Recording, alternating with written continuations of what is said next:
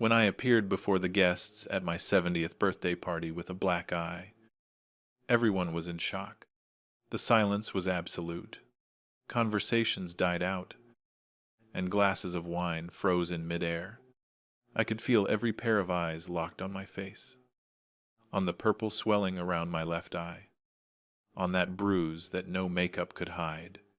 Then, my son, Mike, stepped forward. He declared in a clear, proud voice. It was my wife who put him in his place so he would learn some respect. Ashley, my daughter-in-law, squared her shoulders next to him. She looked satisfied. With that poisonous little smile shining on her lips, she looked at me like I was garbage. Like I was nothing. It was then that my brother, David, approached Mike. What he said changed everything. That day I lost my son. But I also found myself. Let me tell you how I arrived at that moment of public humiliation. How I went from being a beloved father to an enemy in my own house. Because this did not start with a physical attack.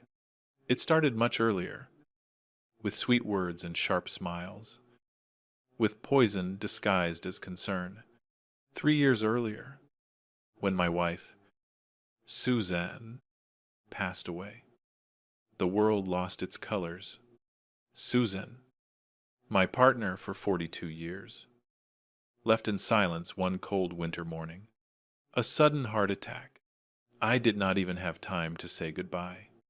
One morning, she was by my side, warm under the sheets. And the next day, she was cold, gone forever. The pain was so intense that I thought I would drown in it. I cried in the shower so Mike would not hear me. I cried while cooking. I cried, looking at the empty side of the bed.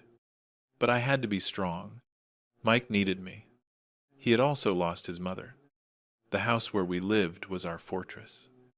It was a beautiful property that Susan and I had bought when Mike was just a little boy. 2 stories. A spacious backyard. Large windows that let in the morning sun. It was a classic colonial-style house in a historic neighborhood in Boston, overlooking the old oak trees. Susan had left it in my name. It is yours, Robert. She had told me a few months before she died. As if she had sensed something. Do not let anyone take away what we built together. We signed the papers, and everything was in order. I was the legal owner of this house, of its memories in every corner, where I had raised my son. Mike lived with me.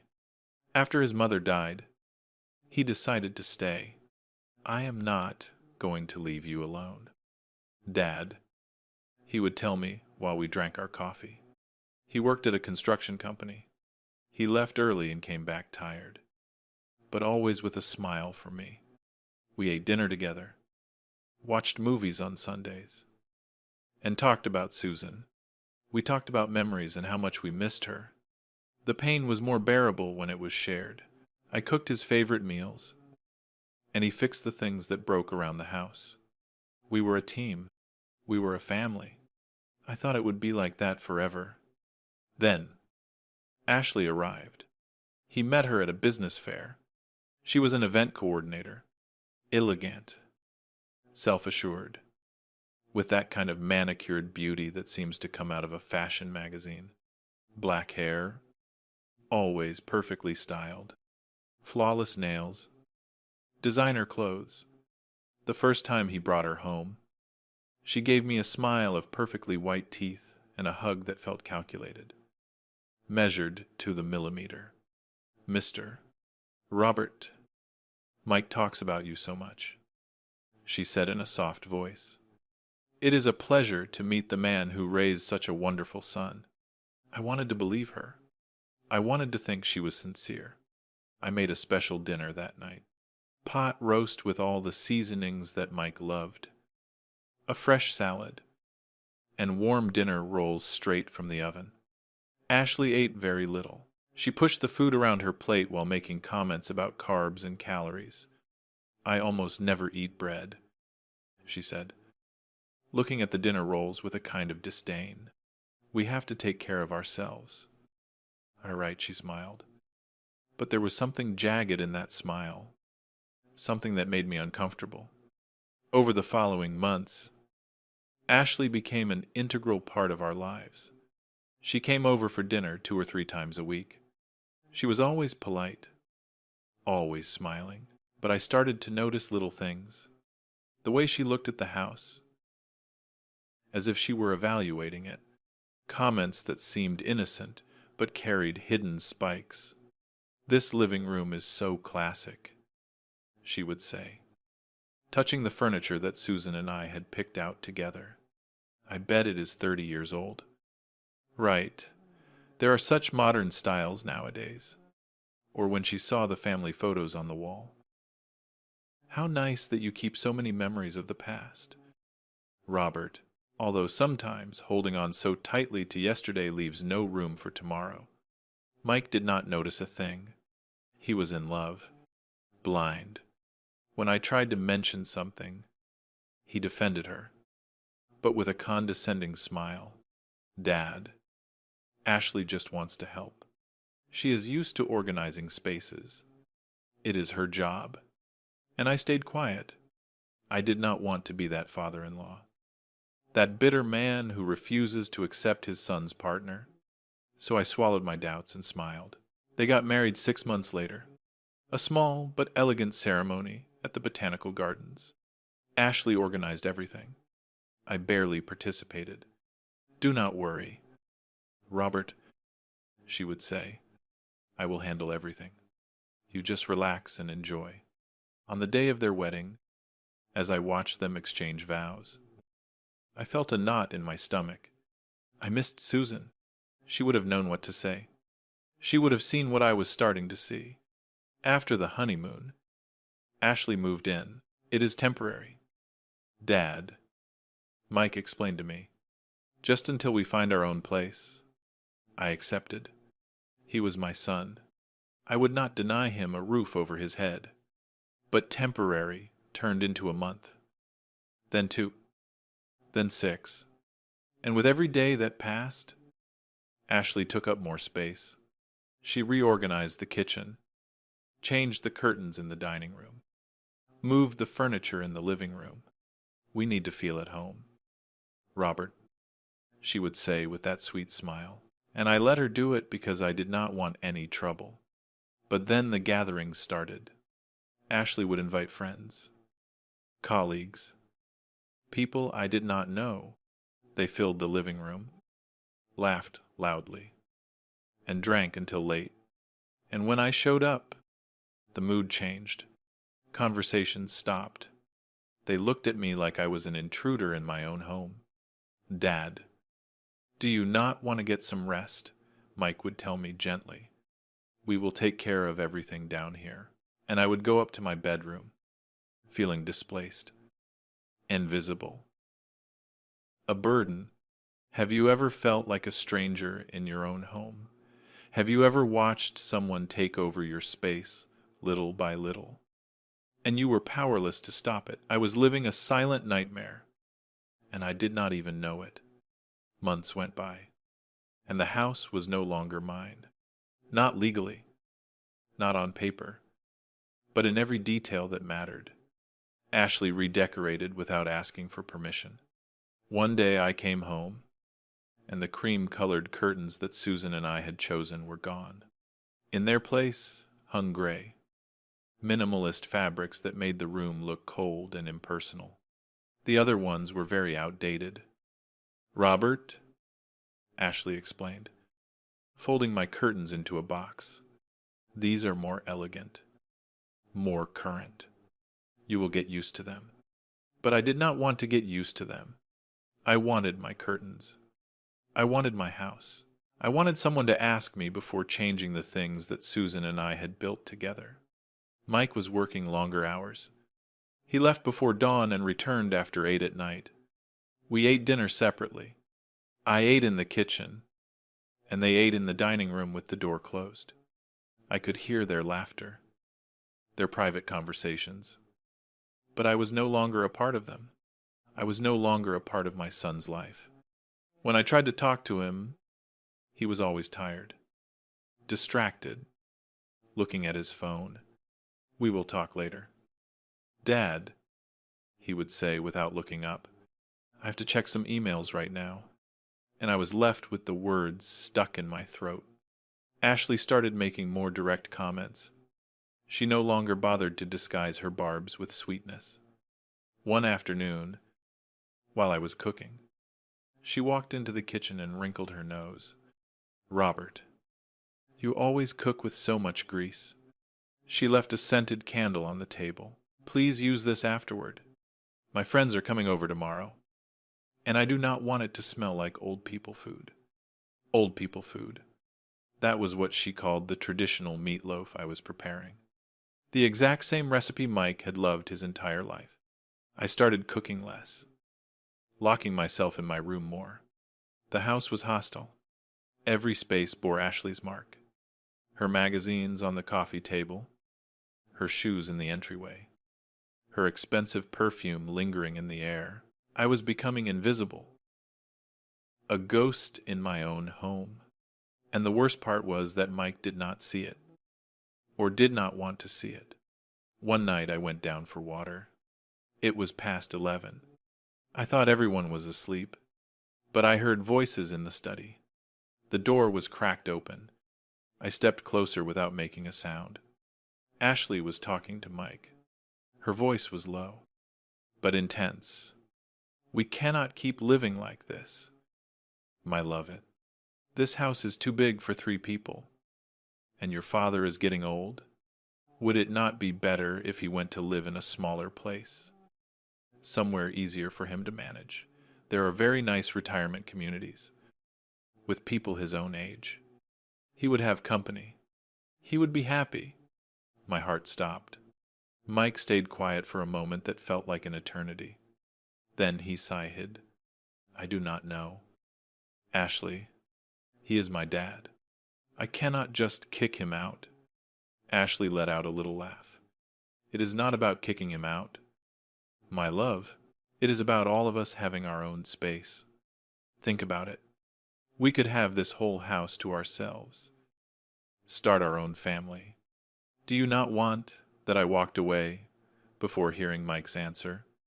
I climbed the stairs with trembling legs. I locked myself in my room and cried in silence, my face buried in the pillow so they would not hear me. She wanted to get rid of me. She wanted my house. The house Susan had left me. The house where I had raised my son, and Mike was considering it. My own son was thinking of tossing me aside like a piece of old furniture that no longer matched the new decor. The following days were tense. I could not look at Ashley without feeling sick to my stomach. She knew it. I could see it in her eyes, in the way she smiled at me with that calm superiority. She knew I had overheard, and she did not care. In fact, she seemed to enjoy it. She became more territorial. "Robert, could you knock before coming into the living room? Sometimes we have private conversations." "Oh, Robert, you better not use the washing machine after 7. The noise bothers us when we watch television." The house had rules now, rules that I had not made, rules that turned me into an unwanted guest. I tried to talk to Mike. One morning, I caught him right before he left for work. "Son, I need to talk to you." He was checking his briefcase. Rushed as always. "What is it?" "Dad," I took a deep breath. "I feel like Ashley and I are not getting along. I feel like I am no longer welcome here." Mike frowned. "Dad, do not say that. It is your house." But he said it automatically, without conviction, like someone repeating a memorized phrase. "Then why do I feel like I have to ask permission for everything? Why do I feel like I am in the way?" Mike ran a hand through his hair. "Uncomfortable. It is just that Ashley is used to having her space. It is nothing personal. Just try to be more flexible. Yes, for me. Please." And he left. He left me standing there. without the words of defense that never came. That night, Ashley hosted another dinner party. 6 people arrived. They took over the dining room, loud and cheerful. I was in the kitchen making tea when one of Ashley's friends walked in. She looked at me in surprise. "Oh, hi. I did not know there was anyone else in here." Before I could answer, Ashley appeared behind her. "Oh, that is Robert. Mike's father. He lives here." The way she said it. "He lives here." As if I were a tenant. As if it were not my own home. The friend nodded politely. And they left. I heard the laughter in the dining room. I stayed in my own kitchen, feeling small, humiliated, invisible. Weeks went by. Ashley started talking about renovations. "This kitchen is so old," she would tell Mike while I was right there. As if I could not hear, "We should modernize it. Change the cabinets. Put in an island. Do you know how much value a renovated kitchen adds to a property? We could invest $50,000 and make double that. If we ever sell, we sell," she said. "We sell." As if the house were hers. As if I did not exist. Then came my birthday. 70 years old. Mike suggested throwing a party. "You deserve to celebrate." "Dad?" He told me with a smile that reminded me of the little boy he used to be. For a moment, I felt hope. Maybe things could improve. Maybe I still mattered. Ashley took charge of everything. She invited family, friends, neighbors. She decorated the living room with silver balloons and garlands. She set up a table with elegant appetizers. From the outside, everything looked perfect. But I felt a strange tension in the air. Something was not right. On the morning of my birthday, I went downstairs to get some coffee. Ashley was in the kitchen talking on the phone. When she saw me, she abruptly ended the call. "Good morning, Robert." Her tone was cold. I poured myself coffee in silence. She just stood there, watching me with an expression I could not decode. "Do you know what day it is?" I asked, trying to break the ice. "Yes. On your birthday." Silence. She paused. "And also the day you should make some important decisions about your future." My hand froze with the mug halfway to my mouth. "What do you mean?" Ashley crossed her arms. "Mike and I have talked. We need this house. Robert, we want to start a family. We need space. Privacy. And you. You need a place more suited for your age." I felt the floor shifting beneath my feet. "This is my house." "Ashley." She smiled. That same poisonous little smile. For now. I did not know how to respond. I went up to my room, my heart pounding. I sat on the edge of the bed, shaking. What was happening? How had it come to this? I looked at the photos on my nightstand. Susan and I on our wedding day. Mike as a baby. Our happy family. And now, everything was collapsing. That afternoon, I got ready for my own party, feeling a massive weight on my chest. I put on the navy blue suit I had bought specially for the occasion. I carefully applied some concealer, trying to hide the dark circles, the marks of insomnia and anguish. But when I looked in the mirror, I saw a tired man, a man who was losing the battle in his own home. I took a deep breath. I had to go downstairs. The guests would be arriving soon. I could not hide in my bedroom on my birthday. I walked down the stairs slowly. The living room was transformed. Ashley had done a flawless job. Everything looked elegant, sophisticated, perfect. But it did not feel like my party. It felt like someone else's event. The first guests started arriving. My brother, David, was one of the first. He hugged me and whispered in my ear, "Is everything okay? You look pale." I forced a smile. I am fine. Just a little tired. He looked at me with concern, but did not press the issue. More people arrived. Cousins, lifelong friends, neighbors, everyone congratulated me, hugged me, wished me the best. For a moment, surrounded by people who loved me, I almost forgot the tension I was living in. Ashley floated among the guests like the perfect hostess, smiling, charming, attentive. Mike was right by her side, proud of his wife. I watched them from afar, feeling like I was watching someone else's life. My own party? And I was just a spectator. At one point, Ashley approached with 2 glasses of wine in her hands, offering me one. "Happy birthday, Robert," she said with that smile that no longer fooled me. I took the glass out of politeness. "Thank you for organizing all of this." She tilted her head. "It is the least I can do. After all, soon this house will be completely ours. And we want to start off on the right foot," she said in a low voice, meant only for me, while others chatted around us. It was a threat disguised as courtesy. I needed air. I excused myself and went up to the 2nd floor. I went into the bathroom and closed the door. I leaned against the sink, breathing heavily. I had to calm down. I could not ruin my own party with a panic attack. I splashed cold water on my wrists. I took a deep breath. 1, 2, 3 times. When I felt more stable, I walked out of the bathroom, and that was when I saw her. Ashley was in the hallway, right in front of my bedroom door. She had my jewelry box in her hands. My jewelry box.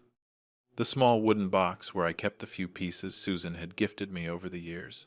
"What are you doing?" I asked with a trembling voice. Ashley turned around without a trace of guilt on her face. "I am just looking. These jewels are very old." "Are they not? Surely they are worth something." I walked over to her and snatched the jewelry box from her hands. "You have no right to touch my things." She laughed. A soft, dismissive laugh. "Calm down, Robert. I was not going to steal them, although, with what they are worth, they could help pay for part of the kitchen renovation." I felt the rage rise in my throat like lava. "Get out of my bedroom." Ashley took a step toward me. We were inches apart. "This is not your bedroom. It is our house. And the sooner you understand that, the better it will be for everyone." Something broke inside me. All the accumulated humiliation, all the forced silence, all the invisibility I had endured for months. It exploded all at once. This house is mine. It is in my name. Susan left it to me. And you have absolutely no right. The words came out with more force than I expected. Ashley narrowed her eyes. Her face changed. The mask of courtesy fell, and I saw something ugly, something cruel underneath. "You are a ridiculous old man clinging to the past. Mike does not need you anymore. I am his family now, and we will have this house, with or without your permission." I should have stayed quiet. I should have gone down the stairs and forgotten all of this. But I could not. "Get out." I pointed to the door. Ashley looked at me with pure hatred. Then, without warning, she shoved me. It was not a hard push, but I was not expecting it. I lost my balance. My hip hit the edge of the dresser. I tried to grab onto something, but my hand slipped. I fell hard on my side. My head struck the corner of the nightstand. The pain was instant, sharp. Blinding, I reached up to my eye and felt the wetness of blood. Ashley just stood there, looking down at me on the floor. For a split second, I saw something resembling fear in her eyes. But she quickly collected herself. "You tripped on your own?" she said with a firm voice. You are old and clumsy. You fell. She stared at me for a few more seconds. Then she walked out of the room, closing the door behind her. I stayed there on the floor, touching my eye, which was already beginning to swell. The physical pain was nothing compared to the humiliation, the helplessness, the sheer horror of what had just happened. I do not know how long I laid there. Maybe 5 minutes. Maybe 10. Finally, I got up. I looked in the mirror. The skin around my eye was already turning a deep purple. There was a small cut on my eyebrow. The blood had left a thin trail down my cheek. I wiped it off with a towel. I tried to cover it with makeup, but it was useless. The bruise was too obvious. Downstairs, I could hear music, laughter, conversations. My party was going on as if nothing had happened, and I was up here. Bleeding, hurt, broken. I thought about not going down, about staying locked away and waiting for everyone to leave. But then I heard Mike's voice calling me. Dad, come on down. We are going to cut the cake. I could not hide. It was my birthday. I had to face what had happened. So I walked down slowly. Every step was an effort. When I reached the bottom step, the conversation stopped. One by one, the guests turned toward me. I saw their faces change. Surprise, horror, confusion. The silence fell like a tombstone. Mike was the first to speak, but not with concern, not with alarm. He took a step forward and said in a clear, almost proud voice, it was my wife who put him in his place so he would learn some respect. The words dropped like bombs in the middle of the silence. Ashley squared her shoulders next to him, satisfied, looking at me with her cold, victorious eyes. The guests were frozen. No one knew what to say. No one knew what to do. And I stood right there in front of everyone, humiliated in the worst possible way I could ever imagine. My own son justifying violence against me. My own son choosing her over me. Then David pushed his way through the crowd. His face was red with fury. He walked straight up to Mike and looked at him with an intensity I had never seen before.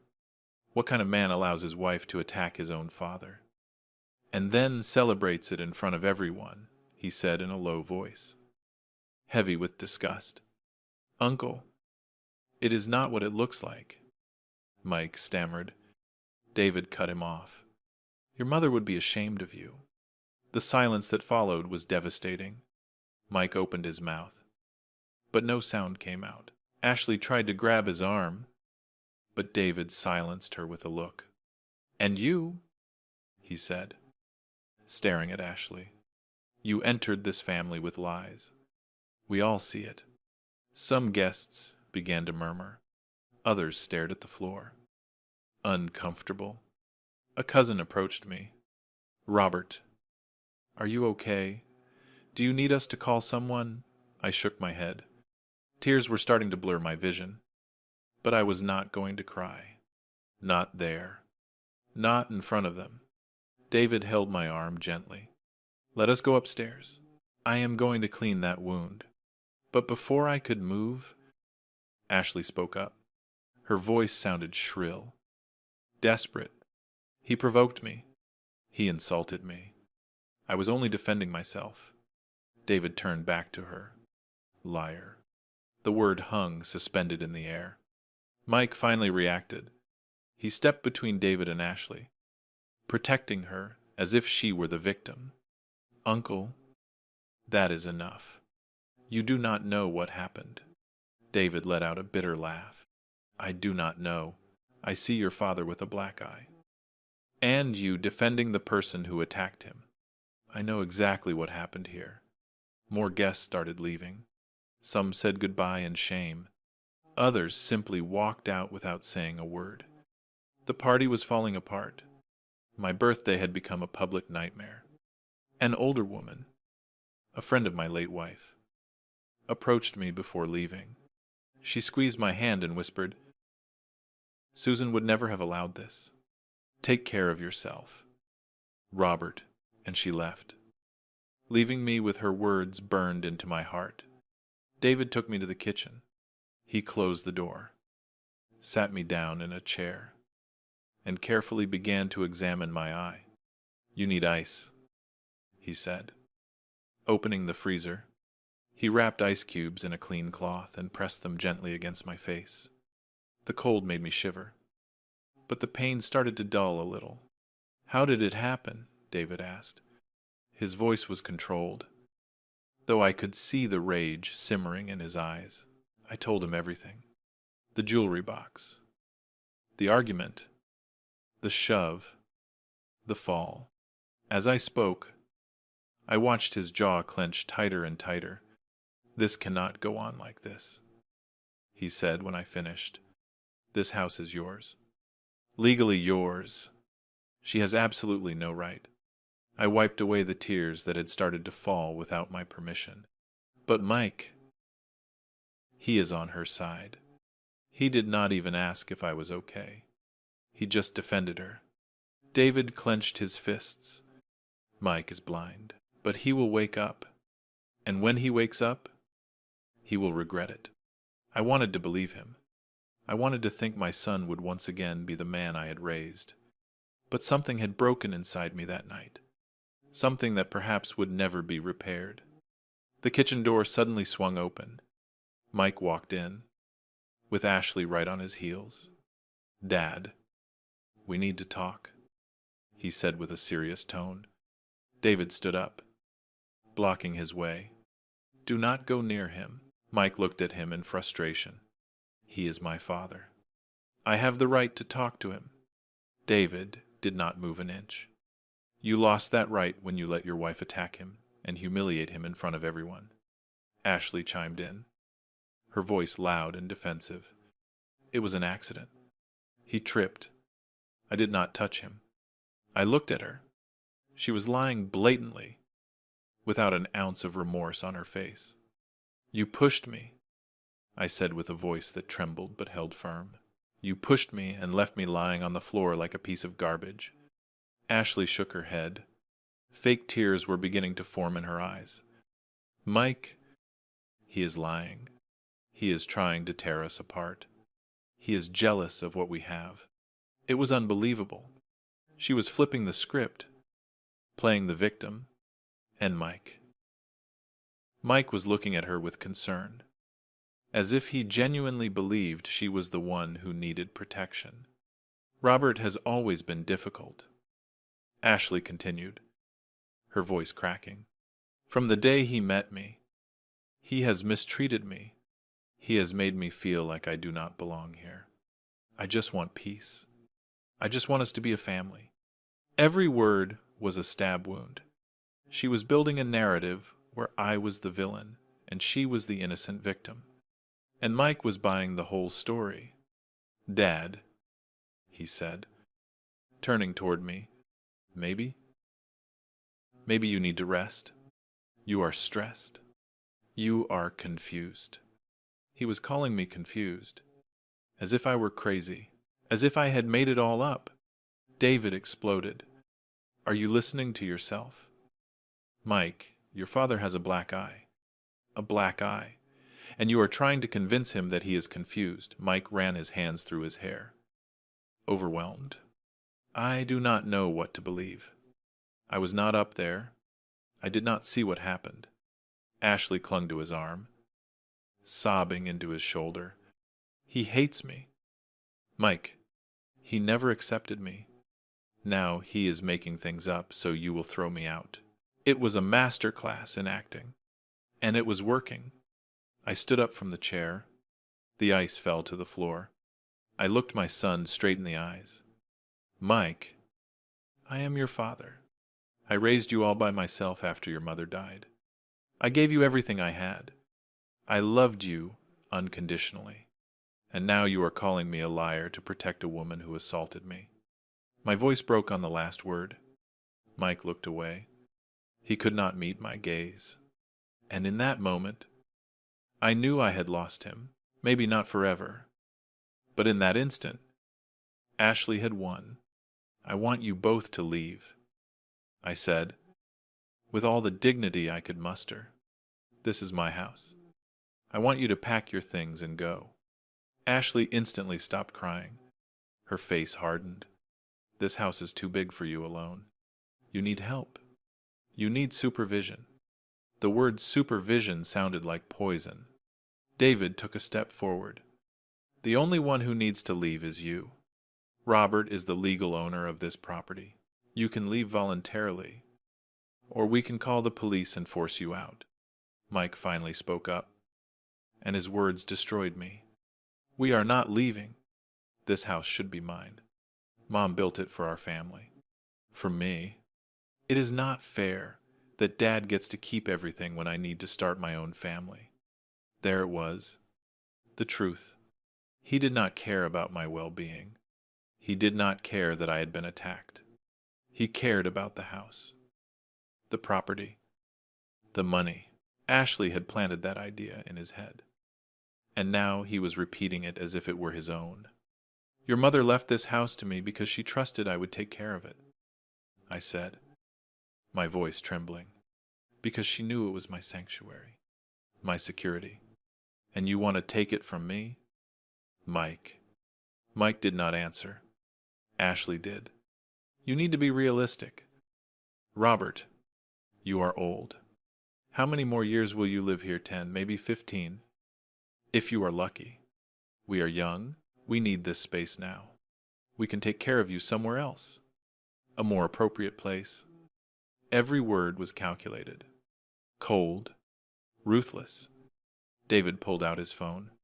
I am going to call the police right now. Uncle, do not do that. Mike stammered. I am your nephew. David looked at him with profound disappointment. And he is my brother. And you destroyed him for a woman who only wants his money. Ashley laughed. His money, Mike, has no money. Everything is in Robert's name. She pointed at me with disgust. That is why we are here. That is why we need him to understand that he is no longer alone in this story. The kitchen door opened again. It was Mr. Davis, the family lawyer. He had been a close friend of Susan's, and he had drafted her will. Apparently, someone had called him during the chaos of the party. He walked in with a folder in his hand, looking at the scene with a serious expression. Good evening. I heard there was some trouble here. His presence immediately shifted the atmosphere. Ashley tensed up. Mike looked confused. David Sahil in relief. Davis. I am so glad you are here. David said, we need to clear up a few things about the ownership of this house. The lawyer nodded. He opened the folder and pulled out an envelope. I thought to bring the documents. I figured we might need them. He looked at Mike and Ashley. I believe there is some confusion regarding the legal status of this property. Ashley straightened up, trying to regain her composure. There is no confusion. We all know the house is in Robert's name, but Mike is his son, the sole heir. Eventually, it will be his. Mr. Davis looked at her with a neutral expression, but his eyes were piercing. That is not exactly correct. He opened the envelope and pulled out several documents. Susan's will has certain specific clauses. My heart started to beat faster. Clauses. Susan had never mentioned anything about that to me. The lawyer continued. The house was left to Robert in full ownership. But there is a protection clause. Mike frowned. What does that mean, mister? Davis looked at me briefly, as if asking for permission. I nodded. I needed to know. Everyone needed to know. It means that if Robert is pressured, coerced, or forced to leave the property by any member of the family, the house will not pass into the hands of the direct heirs.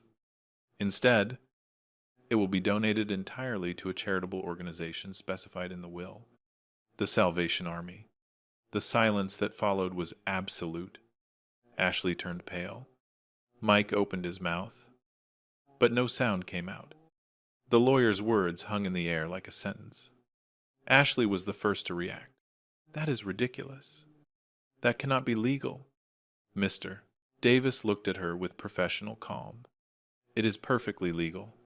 Susan made her intentions very clear. She wanted to protect her husband from any form of family pressure after her death. He grabbed another document from the folder. Here is the exact clause.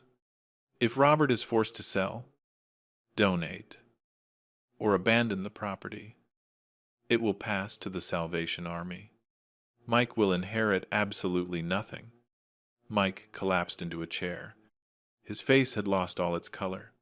Mom did that. It was not a question. It was a statement filled with pure shock. Mr.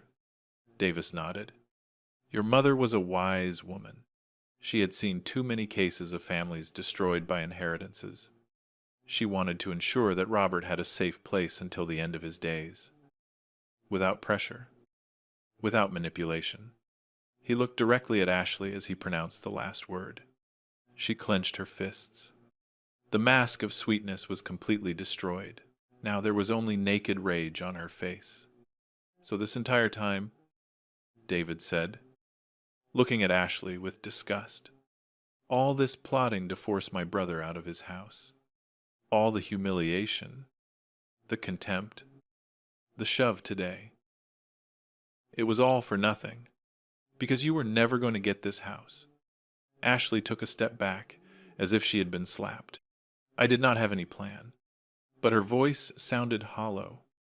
We all knew the truth. Now everything was clear. The renovations she wanted to do, the comments about the property value, the conversations I had overheard about retirement homes. It had all been a calculated strategy to push me out of my own home. Mike stood up slowly. He looked at me. He truly looked at me for the first time in months. I saw confusion in his eyes. I saw the shame beginning to surface. Dad, I did not know. His voice was barely a whisper. I knew nothing about this clause. I looked at him, feeling a deep pain in my chest. But you knew I felt terrible. You knew I felt displaced in my own home. And you did nothing. You chose to believe her over me. Mike opened his mouth to reply. But the words did not come. What could he say? It was all true. Ashley switched tactics. Her eyes filled with tears again. Mike, my love, you have to believe me. I knew nothing about any of this. I just wanted us to have our own space. I just wanted us to be happy. She clung to his arm desperately. Do not leave me. Please. We are in this together. But Mike pulled free from her grip. Something had changed in his expression. The fog was starting to clear. How long have you been planning this? He asked in a dangerously low voice. Ashley shook her head. I have not planned anything. You are misunderstanding everything. Mr. Davis stepped in again. There is something else you all should know. He pulled out another document. 3 weeks ago, someone requested a professional appraisal of this house. The appraiser contacted my office because he noticed the name on the request did not match the registered owner. He looked at Ashley. The request was made by Ashley. She paid $1,000 for a full appraisal of the house, including projections of future value if certain renovations were made. The silence was deafening. Mike stared at his wife as if she were a stranger. Furthermore, Mr. Davis continued, we received an inquiry 2 weeks ago regarding the legal procedures to declare an elderly person incompetent to manage their own assets. My heart stopped. Incompetent. They had tried to declare me incompetent. The inquiry came from the exact same phone number registered to Ashley. Mr. Davis closed the folder. We did not provide any information. Of course, but it was logged. Ashley backed up until she hit the wall. It is a lie. You are making all of this up to turn him against me. Mike turned to her with pure fury in his eyes. You tried to declare my father incompetent. You tried to take his house using the law. Ashley was sobbing now. But they were tears of panic, not of sorrow. I was just researching options. I was not going to do anything. I just wanted to know if it was possible. Mike dragged his hands down his face. My God, what have I done? What have you turned me into? He looked at her with horror, as if he could finally see what the rest of us had seen from the very beginning. David put a hand on my shoulder. Robert, do you want them to leave tonight? I looked at Mike. My son, the boy I had raised, the man he had become, whom I no longer recognized. One part of me wanted to scream at him, wanted to throw him out of the house immediately. But another part, the part that had been a father for so long, still felt love for him, a wounded, broken love, but love all the same. Mike can stay tonight, I said with a tired voice. But she leaves right now.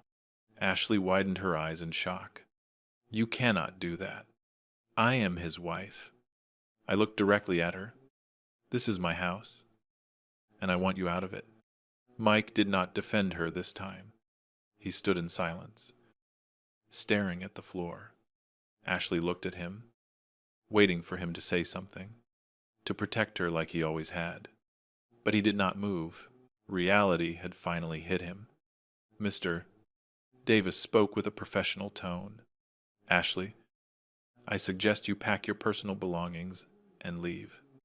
If you refuse, I can call the authorities. Ashley looked at all of us with pure hatred. The tears were gone. There was only rage. This is not over, she hissed with a venomous voice. I have rights. I am Mike's wife. This house will eventually be mine. 2. David stepped toward her. Did you not hear a single thing the lawyer just said? This house will never be yours. Never. And if you keep pushing, if you keep trying to force Robert out, the house will go to charity. And neither you nor Mike will ever see a single dime. Ashley gritted her teeth. She looked at Mike one last time. Are you going to let them kick me out like this? Are you going to choose him over me? Mike looked up. His eyes were bloodshot. I think you made your choice a long time ago. You chose this house over me. Over us. His voice sounded broken. Ashley let out a bitter laugh. You are a fool. A weak fool who will never escape Daddy's control. She grabbed the purse she had left in the kitchen and stormed out, slamming the door. The sound echoed throughout the entire house. We stood in silence for a long moment. Mike just stood there, motionless, as if he could not process what had just happened. Finally, he spoke. His voice was barely audible. Dad, I am so sorry. I am so sorry. Tears began to roll down his cheeks. I do not know how I let things get this far. I do not know when I stopped seeing you. I wanted to hug him. I wanted to say that everything was okay. But I could not. Because it was not. Nothing was okay. She pushed me. Mike, your wife pushed me and left me bleeding on the floor. And you defended her in front of everyone on my birthday. My voice broke. Do you have any idea how that made me feel? Mike covered his face with his hands. His shoulders shook. I know. And I have no excuse. She would say things. She made me feel like you were the problem. Like you were the one who would not accept her. And I believed her.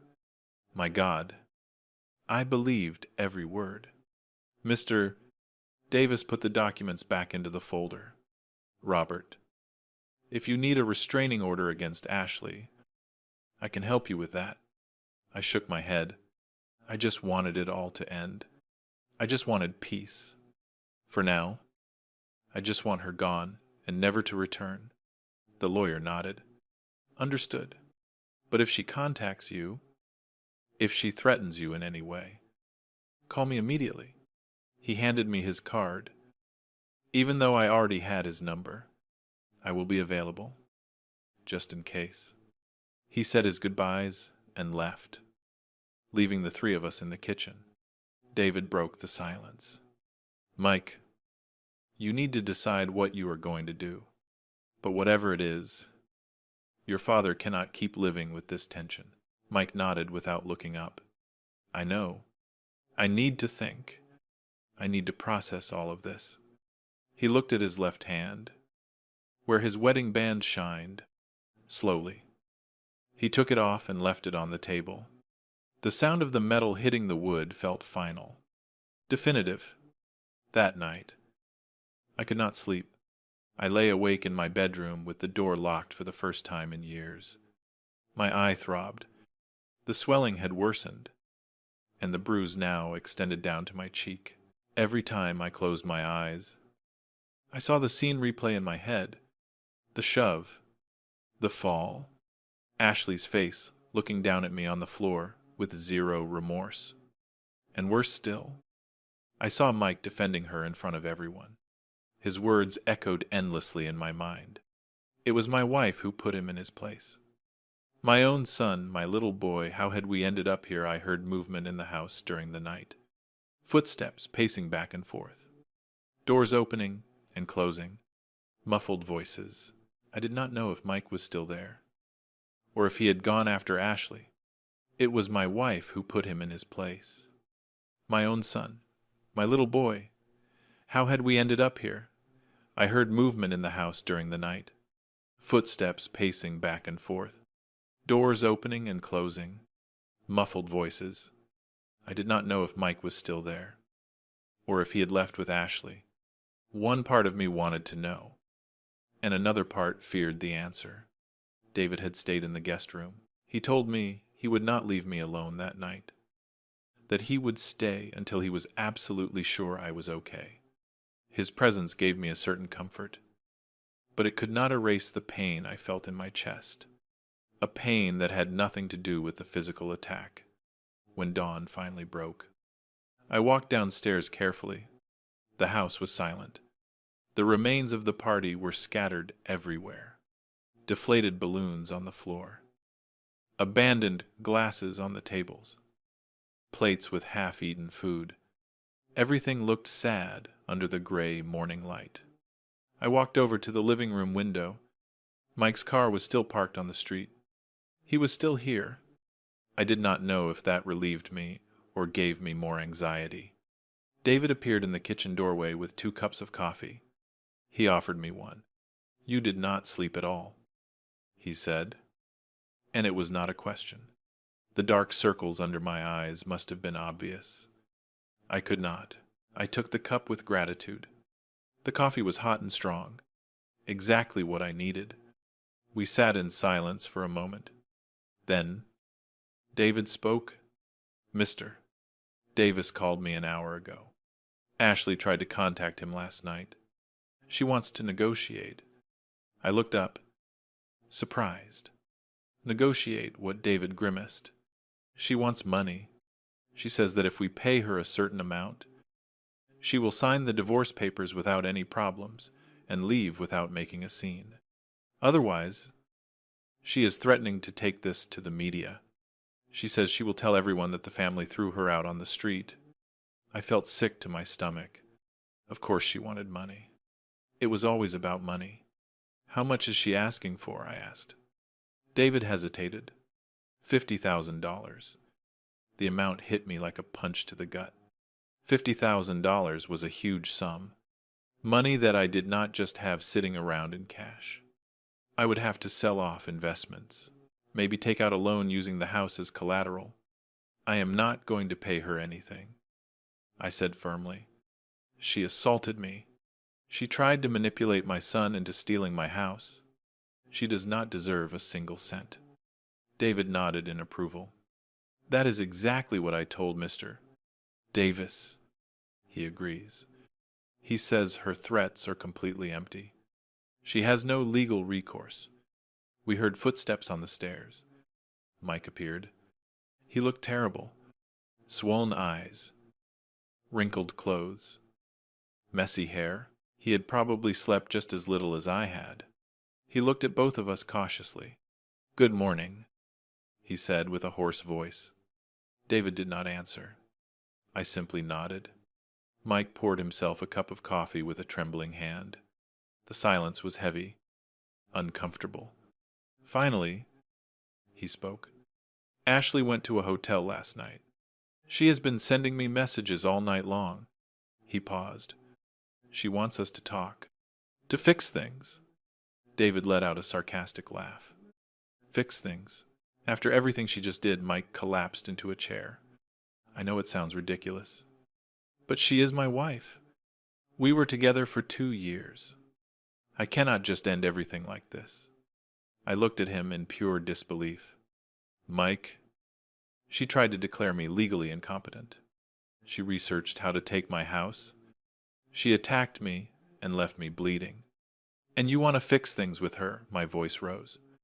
What else does she have to do for you to open your eyes? Mike rubbed his face with his hands. You are right. I know, but it is complicated. I love her, or I loved her. I do not know anymore. His voice broke. Everything is so confusing.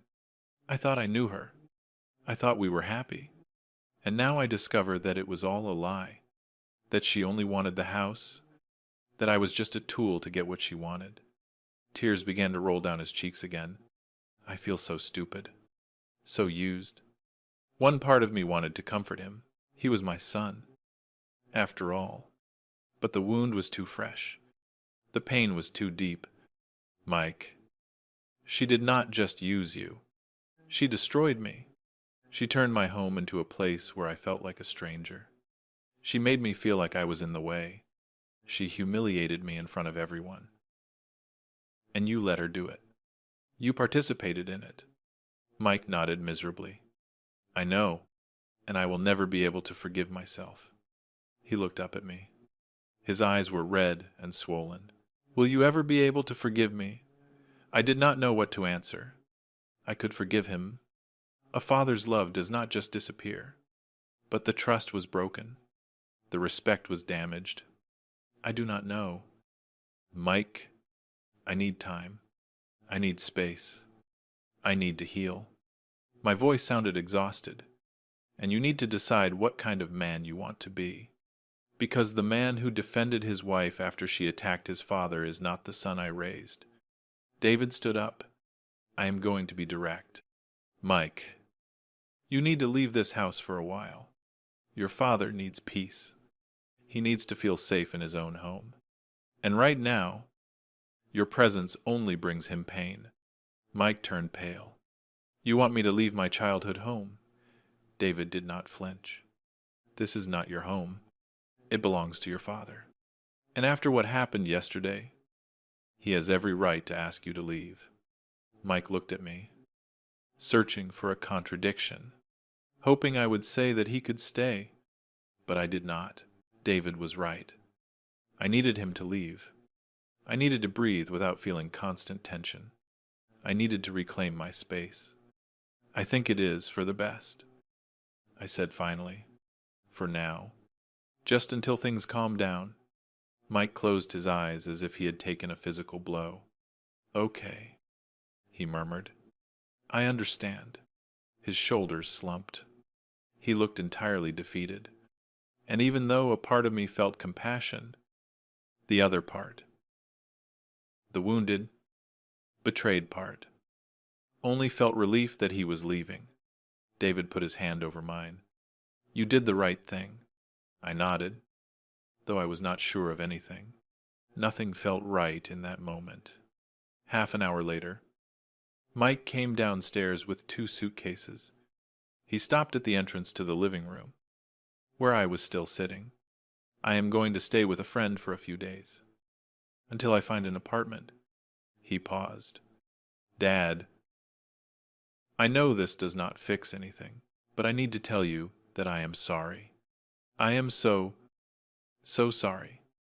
I was a coward. A bad son. I will have to live with that for the rest of my life. His voice cracked. I love you. I stood up. I walked toward him. For a moment, we just looked at each other. Then I did something I had not planned to do. I hugged him. It was a brief, tense hook, filled with pain, but it was the only thing I could offer him in that moment. I love you too, I murmured. That is why it hurts so much. We pulled apart. Mike grabbed his suitcases and walked out the door. I heard his car start. I heard the engine fade down the street. And then silence filled the house. I collapsed onto the sofa. The tears that I had been holding back finally poured out. I cried for my son, for the relationship we had lost, for the broken trust, for the agonizing pain of watching someone you love choose someone else over you. Time and time again, David sat next to me and held me while I cried. He did not say a word.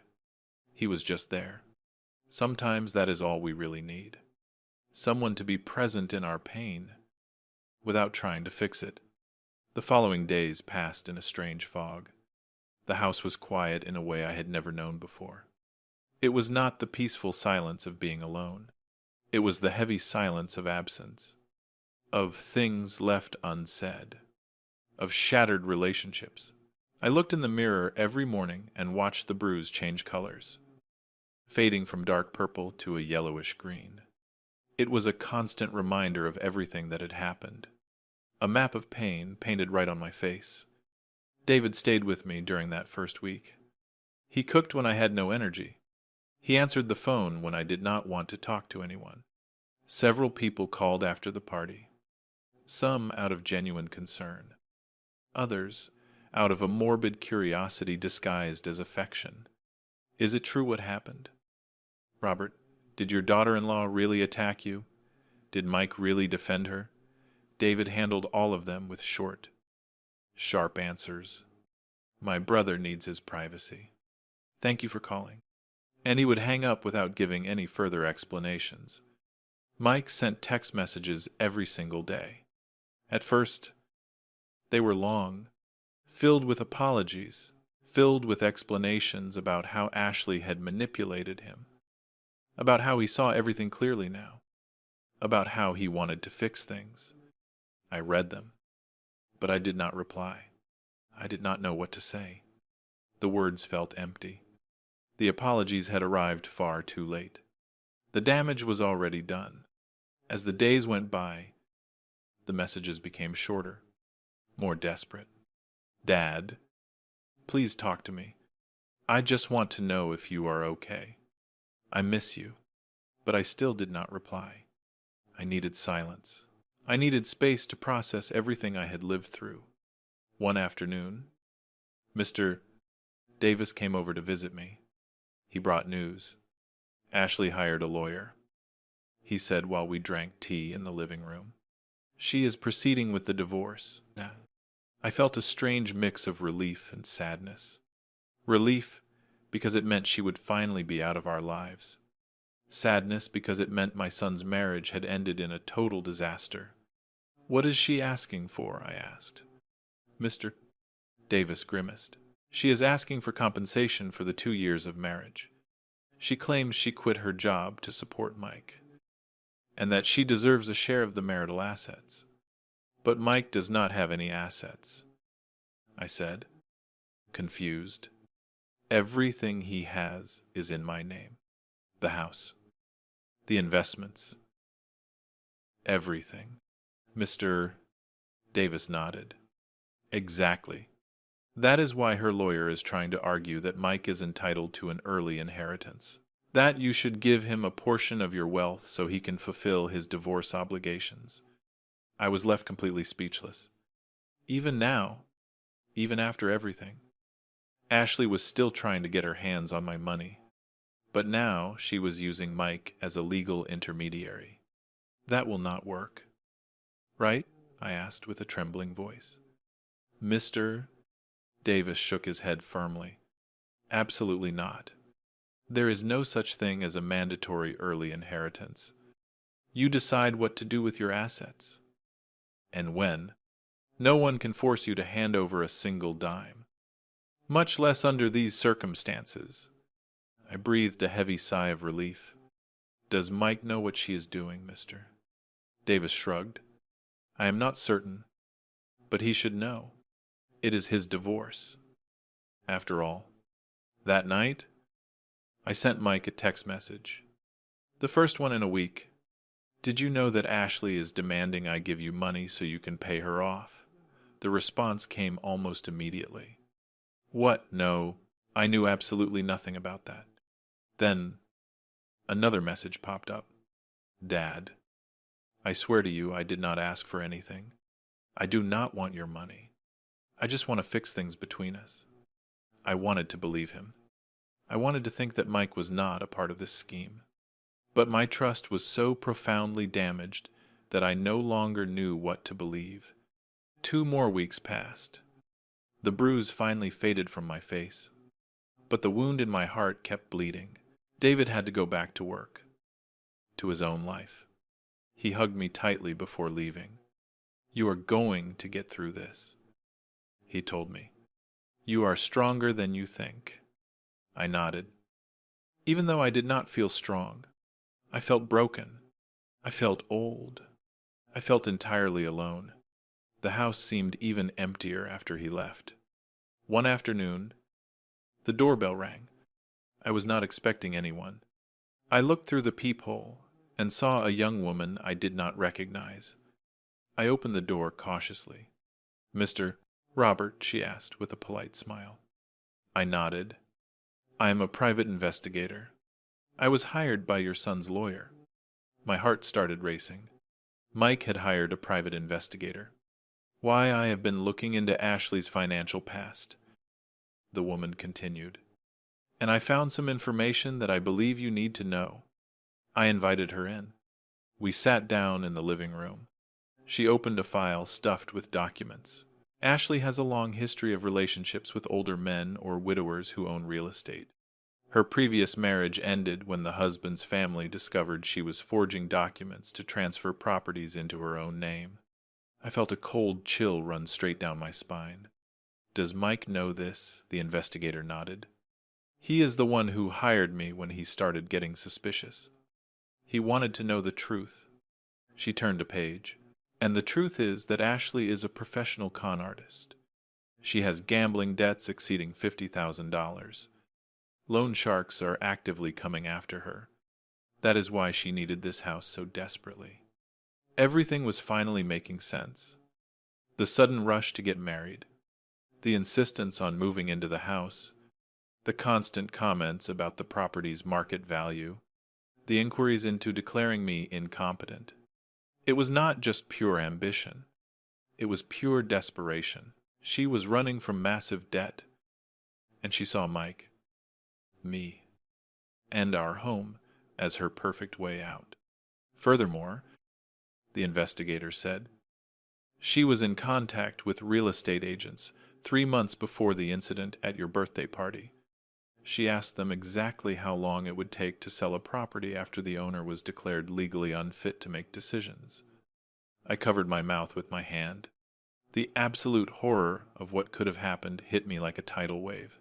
If I had been weaker, if I did not have David, if Mr.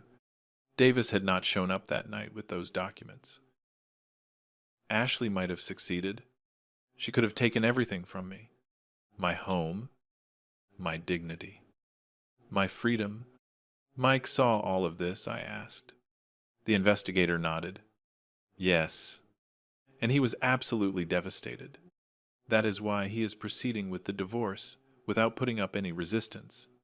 He wants her out of his life as fast as humanly possible. After the investigator left, I sat in silence for a very long time, trying to process everything I had just heard. Ashley was so much worse than I had ever imagined. She was not just an ambitious or manipulative woman. She was a criminal, a predator who actively sought out vulnerable victims. And she almost pulled it off. She almost destroyed my life. She almost destroyed my son. The phone rang. It was Mike. I hesitated before answering it. Finally, I picked up. Hello, Dad. His voice sounded so incredibly tired. The investigator came to see me, I said. There was a long silence on the other end. Now you understand why I feel so stupid, so incredibly used. I married a con artist, and I did not see a single sign. She was good at what she did, I said softly. She fooled us both. Mike sighed heavily. But you saw it way before I did. You tried to warn me, and I refused to listen. I treated you horribly just to defend her. His voice cracked. And now I have to live with that. Will you ever be able to forgive me? The question hung suspended between us. I closed my eyes. I thought about all the pain, the profound humiliation, the betrayal, but I also thought about the good years, about the little boy I had raised, about the man he could become again if he truly learned from this. I do not know if I can forgive you right now, I said honestly, but I want to try. With time, with space, with therapy, maybe. I heard Mike exhale as if he had been holding his breath for minutes. I want to try too. Dad, I want to get our relationship back. I want to be the son I should be. The son Mom would have wanted me to be. Tears began to roll down my cheeks. Your mother would be deeply disappointed by what happened, I said. But she would also believe in second chances. She always did. We talked a little more, carefully, with caution, like two people who have known each other for a long time but are trying to recognize each other all over again. When we finally hung up, I felt strangely light. It was not a complete forgiveness. It was not a total reconciliation. But it was a start, a small crack in the massive wall that had been built between us. And for now, that was enough. The following months were a period of slow healing, like when you break a bone and you have to wait patiently for it to mend, knowing that it might never be exactly the same as it was before. Mike and I saw each other once a week, always in public places, a local coffee shop, a park, places where we both felt safe.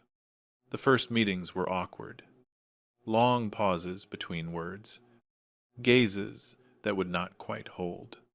But little by little, very slowly, we began to find something resembling what we had lost.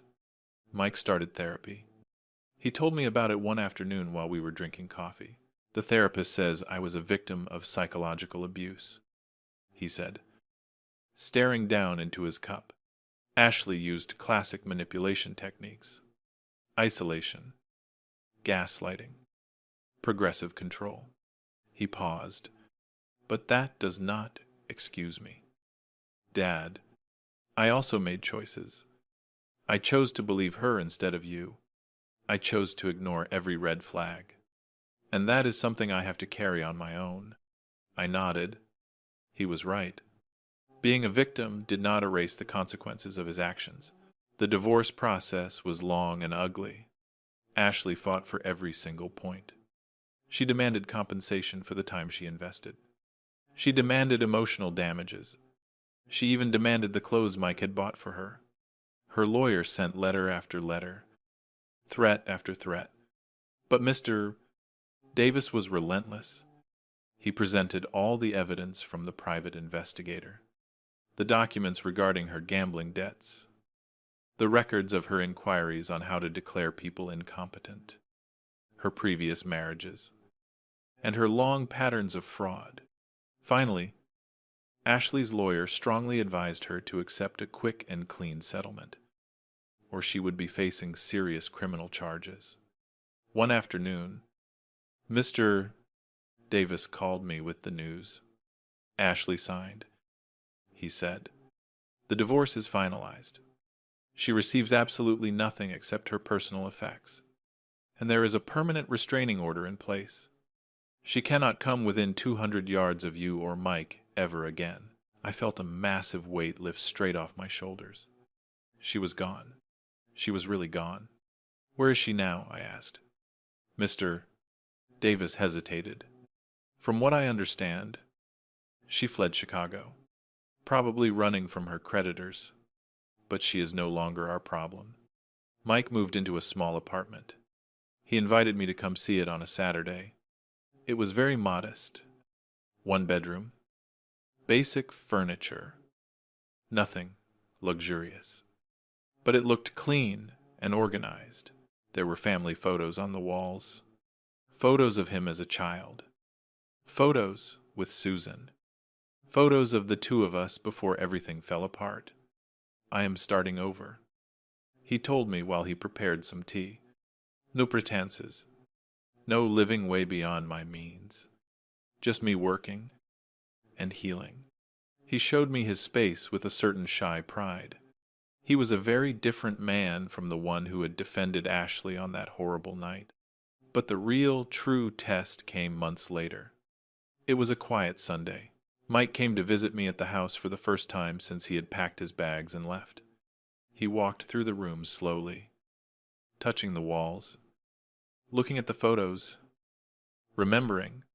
When we reached the kitchen, he stopped. "This is where it all blew up," he said softly. "This is where Uncle David told me that Mom would be ashamed of me." His eyes filled up with tears. And he was right. Mom would be ashamed. I am ashamed. We sat down at the table, the exact same table where we had shared thousands of meals together. "Dad, I need to tell you something," Mike began, "and I need you to listen to me all the way to the end." I nodded. He took a deep breath. "I have been working with my therapist on accountability, on not hiding behind convenient excuses, and I realized something." He paused. "Ashley manipulated me." "Yes, but I let her do it because, deep down, a part of me wanted this house. I wanted what Mom had built, and that made her manipulation so much easier." I remained completely silent, letting him continue. "When she would suggest things about you, about how you were difficult or old-fashioned, I did not stop her. Why? Because a selfish little part of me thought that if you left, the house would be mine. Not consciously, not actively.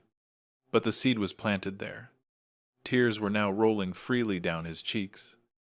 And that is exactly why I am just as guilty as she is. Because my ambition, my own greed, allowed all of this to happen. It was deeply painful to hear.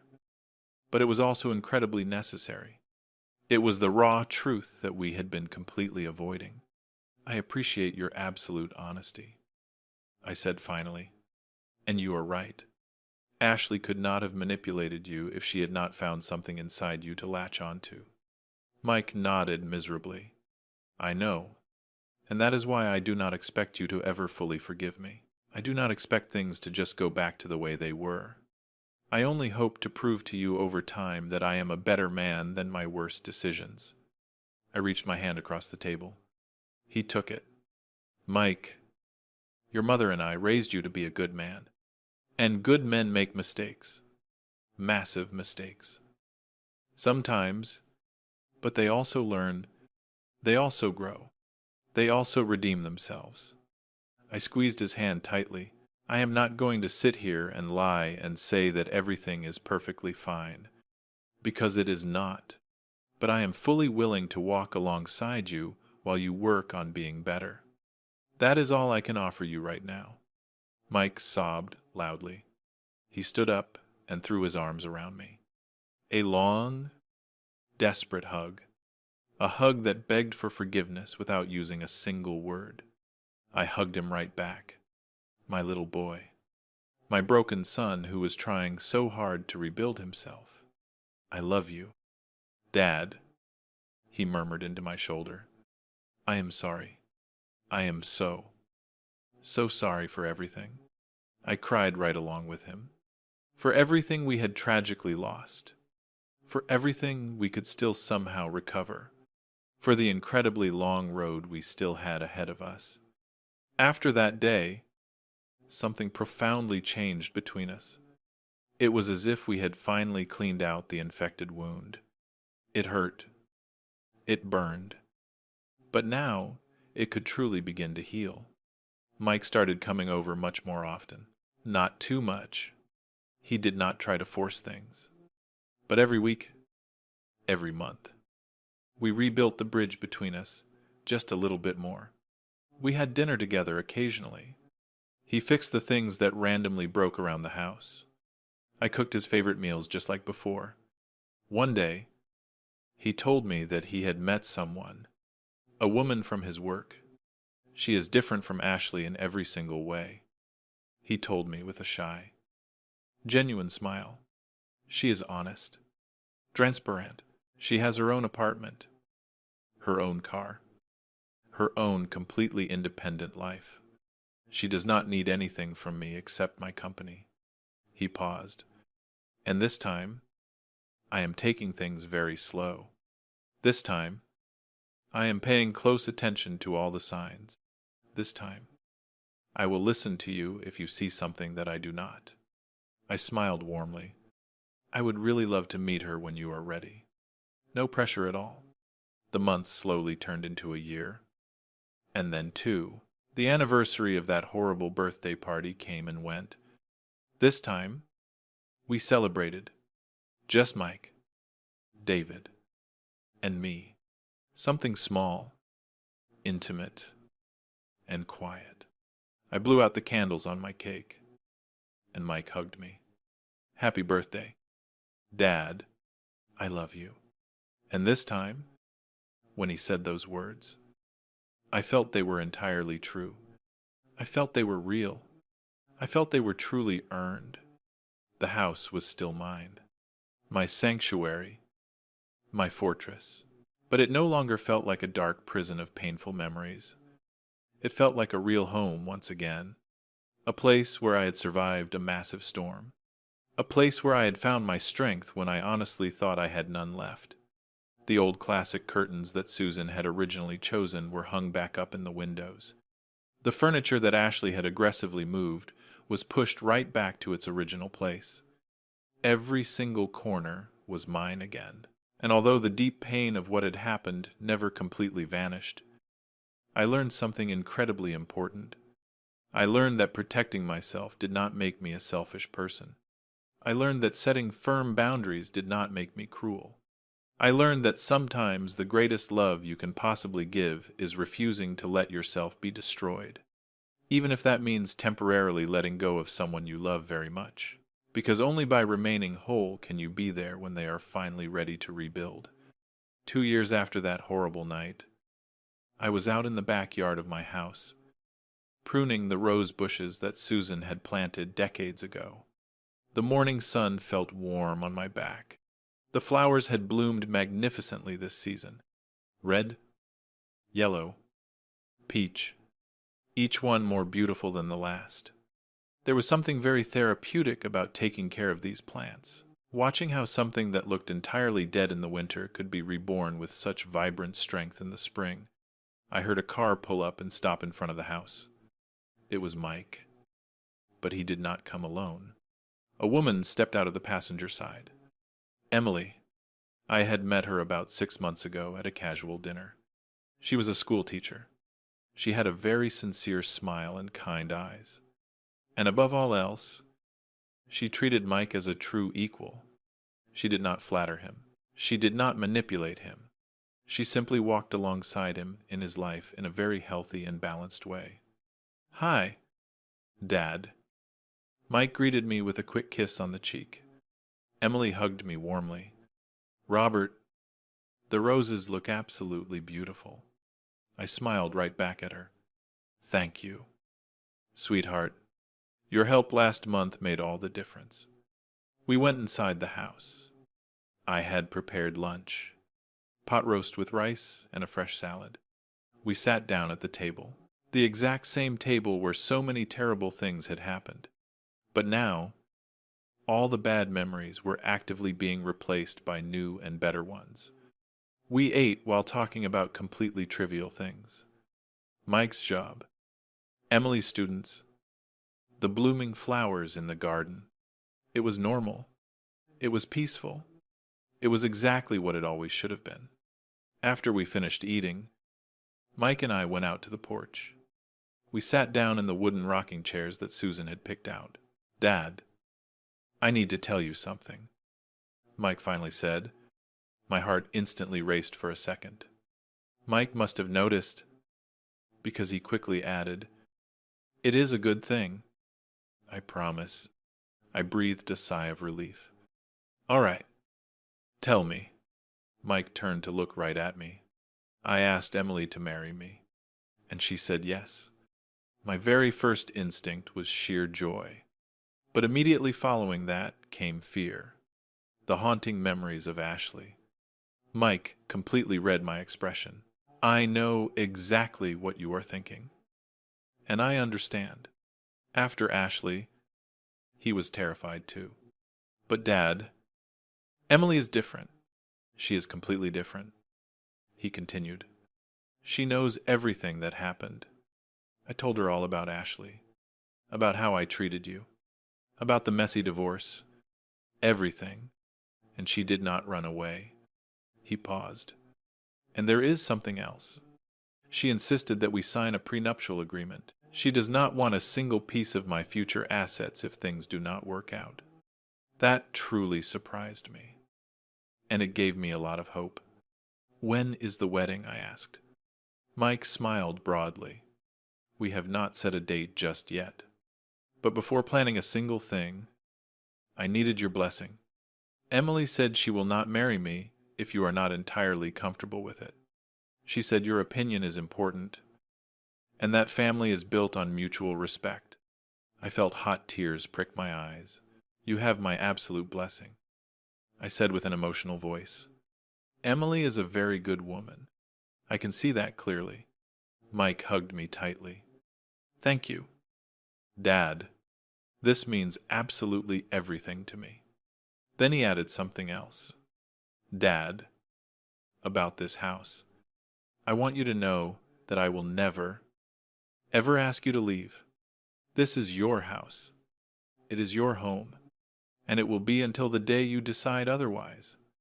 Emily and I will build our own life in our own space. We do not need, nor do we want, this house." Those words released something deep inside me that I did not even know I was holding on to. Emily stepped out onto the porch. "Did you tell him?" she asked with a bright smile. Mike nodded. She walked over and sat right on the wooden floorboards in front of my rocking chair. "Robert, I know I have some very big shoes to fill. I want you to know that I deeply respect everything that happened here. And if you ever feel like I am crossing a line, I truly hope you will tell me directly, without any fear." I looked her right in the eyes. They were completely sincere, totally clear. "Thank you for saying that, Emily. And please, just call me Robert." She smiled widely. "Only if you call me your daughter when you feel ready." My heart physically squeezed. Your daughter. I had a daughter-in-law once who used that exact title as a loaded weapon. Could I open myself up to having another one? I would really like that. I said finally. "I would like that very much." My daughter. Emily stood up and wrapped her arms around me.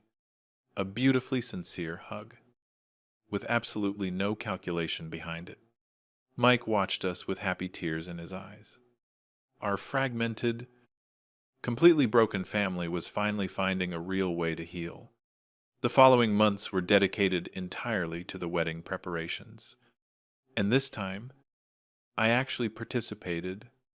Emily consulted me on almost every single decision, not because she needed my approval, but because she genuinely valued my opinion. The wedding was held at a beautiful venue just outside Chicago. Small, intimate, only close family and true, loyal friends. When Mike and Emily exchanged their vows, I cried, but they were very different tears from the ones I had shed just 2 years ago. At the reception, David came and sat right next to me. "How are you feeling?" he asked.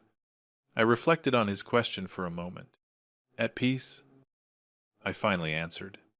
"For the first time in a very long time, I feel at peace." David smiled and raised his glass of champagne. "To peace, to healing, to endings that are actually beautiful new beginnings." We toasted, all around us. People laughed, celebrated. and I was right there being a part of it. I was no longer invisible. I was no longer displaced. That night, back at my house, I sat in the living room. The house was completely silent, but it did not feel empty. It felt incredibly full, full of good and bad memories, full of hard lessons learned, full of beautiful second chances. I looked at the photo of Susan above the fireplace. We did it, I said out loud. I protected our son, even when it meant having to let him go. And now I really think we are going to be okay. I stood up and slowly walked through the house. Every single room had a story. The kitchen, where Ashley and I had our final explosive confrontation. The living room, where I was completely humiliated in front of everyone. But also the table where Mike and I sat down and started to rebuild our fractured relationship. The porch, where I happily gave my blessing. The backyard, where Susan's beautiful roses bloomed every single year without fail. This house had witnessed my absolute worst moment, but also my greatest strength. Here I learned that protecting myself was not an act of selfishness, that setting firm boundaries was not an act of cruelty, that sometimes the greatest love you can ever give is refusing to allow yourself to be destroyed. Because only by remaining whole can you actually be there when the people you love finally wake up. When they finally choose to be better. I went up to my bedroom. I looked at myself in the mirror. 72 years old. Deep lines on my face that told long stories. Eyes that had seen terrible pain, but also profound redemption. You survived. I told my reflection, more than that, you won. Not with bitter revenge, not with blinding hate, but by remaining entirely true to exactly who I am.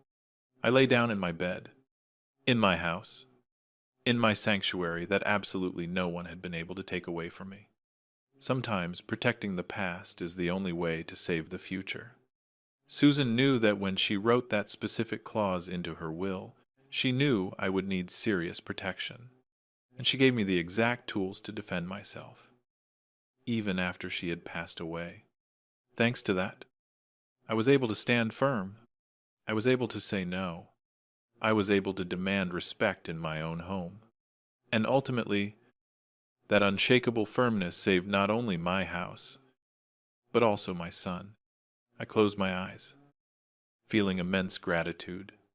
Gratitude for having survived, for having healed, for getting a beautiful second chance with Mike, for having met Emily, for having David as my unconditional rock and support.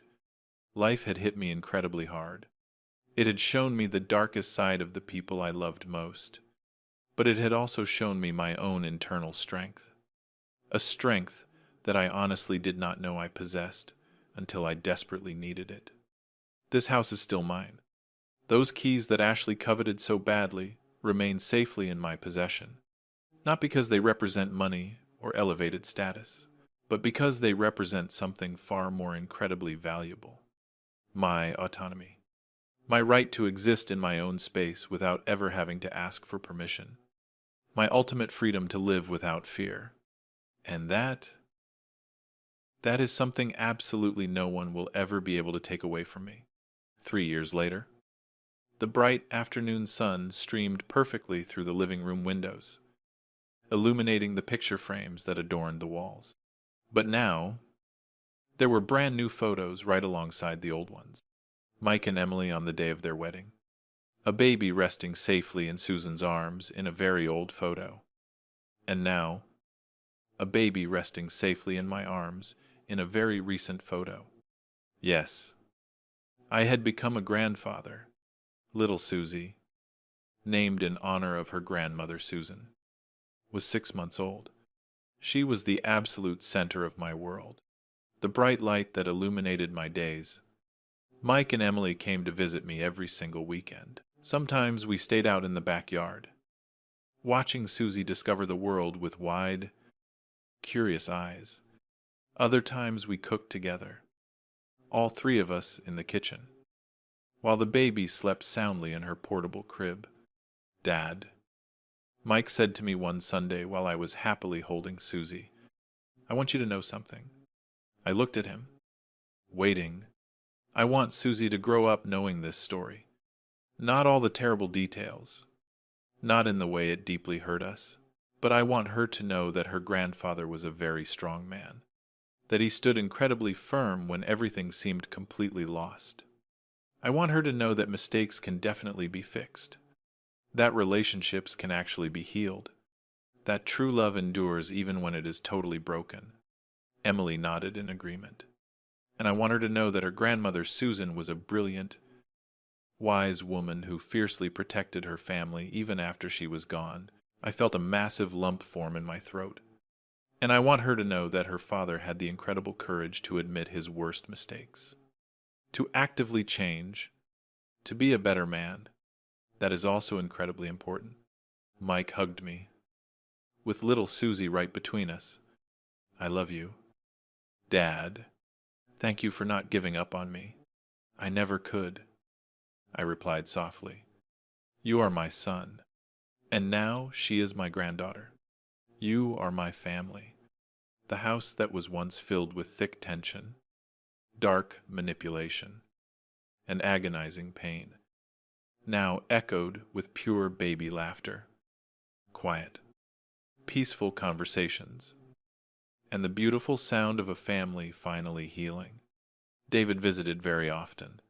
Sometimes he brought his own kids, my nephews, and the house quickly filled with young voices and vibrant energy. In those wonderful moments, I would look around and could barely even believe there was ever a time when I felt entirely invisible here. One afternoon, while David and I were drinking coffee out on the porch, watching all the kids play in the yard, he looked over and said, "You know what, Susan would be so incredibly proud of you." "You really think so?" I asked. "I know so. You protected exactly what she built. Not just the physical house, but the family. It went through a massive storm, but it came out much stronger." He was absolutely right. The family was stronger. Mike was a far better man, and a much better father. I had completely found my voice, my inner strength, and together we were building something completely new, right on top of the foundation of what was almost destroyed. Mr. Davis also visited occasionally. On one of those visits, he brought me some news. "Do you remember Ashley?" he asked. My stomach instantly tensed. What happened? She was arrested in Chicago. She tried the exact same scheme with another older man. But this time, the family was entirely prepared. They had a private investigator, hidden cameras, absolutely everything documented. She is currently facing serious charges of fraud, forgery of documents, and extortion. I did not feel a single ounce of joy for her misfortune. I only felt immense relief. Relief that she would not be able to do this to anyone else. That she would finally face the real consequences of her horrible actions. "Does Mike know?" I asked. "Mr. Davis nodded. I told him. He said he genuinely hoped she found some help in prison, that maybe she could eventually change. But he also explicitly said that chapter of his life is entirely closed. And it was. Mike had moved on. We all had.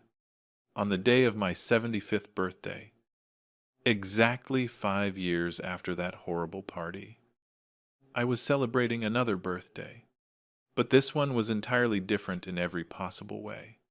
The house was full, but in the absolute right way. Family, true friends, people who genuinely loved me.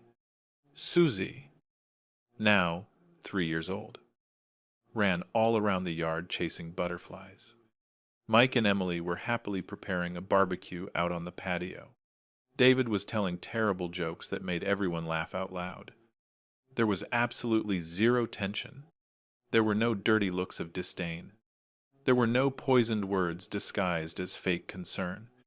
There was only pure love. When it came time to cut the cake, everyone gathered around. Susie climbed right up onto my lap. her little hands touching my face.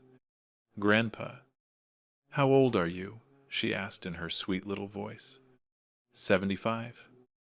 "My sweetheart, you are very old," she said with the brutal, hilarious honesty of children.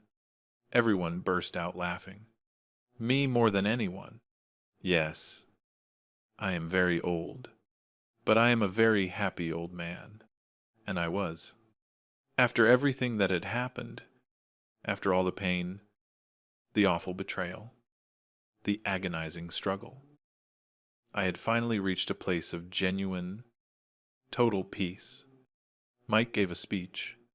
I want to make a toast to my father. 5 years ago, I made the absolute worst mistakes of my entire life. I deeply hurt the man who gave me everything. And he had the incredible courage not to let me get away with it. But he also had the profound kindness to give me another chance. He wiped his eyes. "Dad, you taught me that true love sometimes means being unshakably firm. It means setting boundaries. It means absolutely not allowing yourself to be destroyed.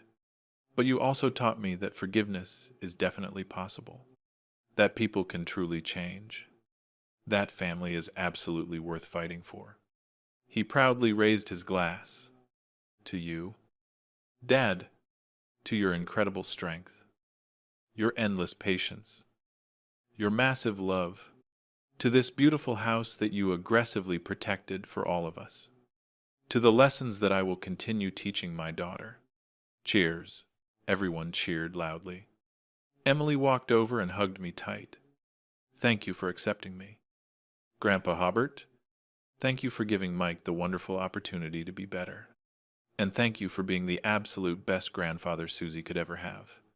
Thank you, my daughter, for showing me that not all daughters-in-law are the exact same, that genuine kindness and honesty truly do exist." I blew out the candles on my cake, with little Susie excitedly helping me. I made a silent wish, not for more years, not for more material things. I just wished that this beautiful peace would continue, that this amazing family we had rebuilt with so much effort would remain forever strong.